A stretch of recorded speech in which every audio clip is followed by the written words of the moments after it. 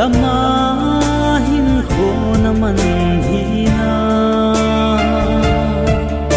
yan thikin lungak na ding nay lovin pat pat khat le lol hin ka lon si naking na ano mahin ko naman hina sa hung building halani ho kami zo ko anadam to kasen ngay chulo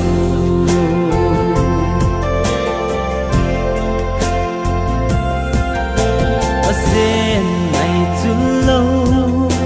no mahin ko naman hina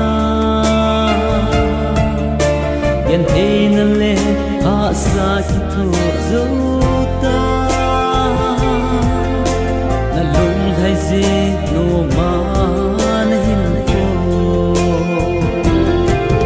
naking na ano mahin ko naman hina asa hung building halani ho kanay zo ko anadam to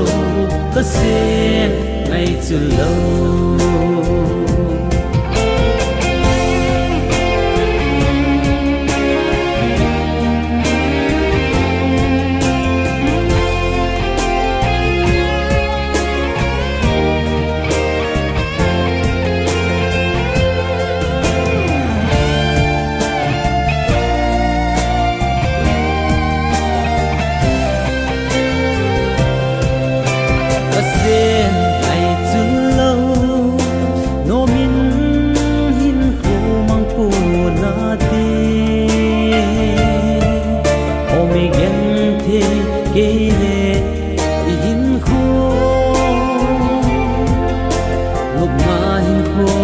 yan thế